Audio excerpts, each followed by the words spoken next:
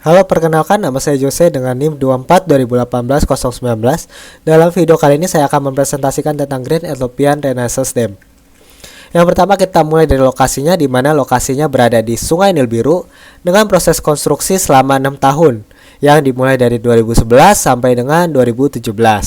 Dan untuk kapasitas air yang dapat ditampung adalah sebesar 74 miliar meter kubik dengan energi listrik yang dihasilkan sebesar 6.000 megawatt. Dan untuk biaya untuk bendungan ini adalah sebesar 4,8 miliar US dollar.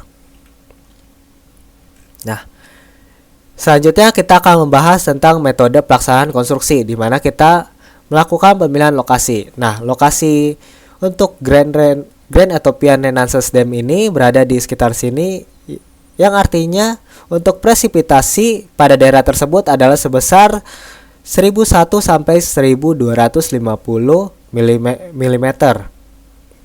Nah, artinya curah hujan di daerah situ tergolong cukup besar. Dan untuk suhu di daerah tersebut adalah sekitar 30,1 sampai 35 derajat Celcius. Dengan desain dan perencanaan sebagai berikut.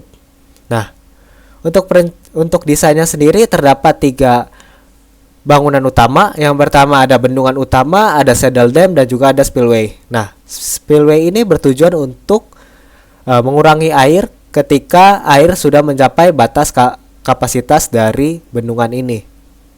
Nah, untuk bendungan utama ini memiliki panjang sebesar 1.780 meter dengan tinggi 145 meter. Dan untuk saddle damnya sebesar 4.800 meter dan tinggi sebesar 45 meter.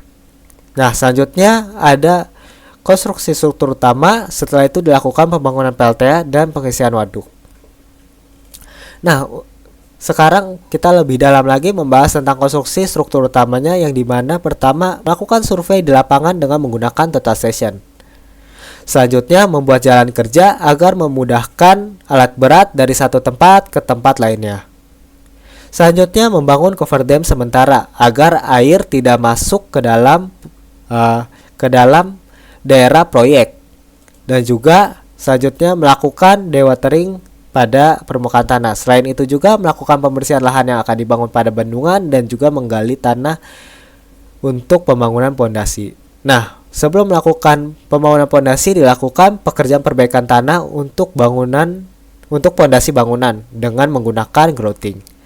Nah, untuk bangunan utamanya ini menggunakan metode roller compacting concrete, yang dimana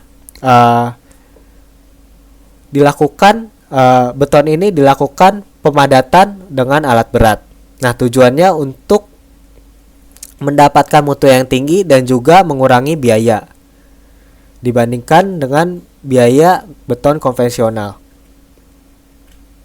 Nah, selanjutnya dampak dari bendungan ini untuk lingkungannya adalah ketinggian air Sungai Nil ini berkurang selama pengisian bendungan. Yang kedua, aliran air di Sungai Nil ini menjadi lebih lambat sehingga terjadi penguapan di sepanjang Sungai Nil. Yang ketiga, mengurangi resiko banjir yang terjadi pada musim hujan. Yang keempat, ada mengurangi sedimen-sedimen yang dibawa dari hulu sungai. Nah, ini mengurangi biaya untuk pengerukan sedimen khususnya untuk negara Sudan. Nah, selanjutnya ada perubahan ekosistem di sungai. Untuk dampak ekonominya, pendapatan negara meningkat, khususnya negara Ethiopia, yang dimana 80% mata pencaharian penduduk negara Ethiopia adalah sebagai petani. Yang kedua, energi listrik dapat memenuhi kebutuhan warga di negara Ethiopia dan mendapatkan keuntungan penjualan energi listrik dengan negara Sudan dan negara Mesir. Untuk dampak sosialnya adalah terjadi konflik antara negara Ethiopia dengan negara Mesir dan Sudan karena dampak dari pengisian waduk. Nah, dari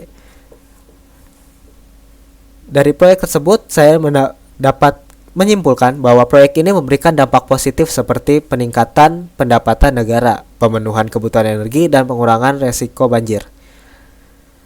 Namun, terjadi juga dampak lingkungan seperti perubahan ekosistem dan redistribusi air di Sungai Nil, menyebabkan kekhawatiran dari negara tetangga khususnya negara Sudan dan Mesir, sehingga terjadinya adanya konflik negara Ethiopia terhadap negara Sudan dan Mesir. Selanjutnya perlu ada pengolahan air yang terukur, terus juga ada pemantauan lingkungan yang ketat, terus juga ada kolaborasi regional antara Ethiopia dengan Mesir dan Sudan, dan juga manajemen resiko yang baik, sehingga dapat memastikan keberlanjutan proyek Grand Ethiopia Renaissance Dam ini. Nah, sarannya adalah negara Ethiopia perlu melakukan diplomasi dengan negara Sudan dan Mesir. Selanjutnya juga ada pengolahan air perlu dilakukan secara efisien sehingga dapat mencegah konflik dengan negara Sudan dan Mesir. Selanjutnya perlu ada pemantauan dampak lingkungan. Dan selanjutnya ada memastikan kualitas seluruh konstruksi untuk mengurangi kegagalan konstruksi.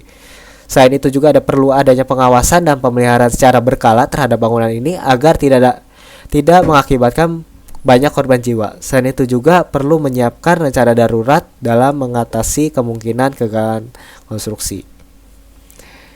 Sekian dari video kali ini dan terima kasih.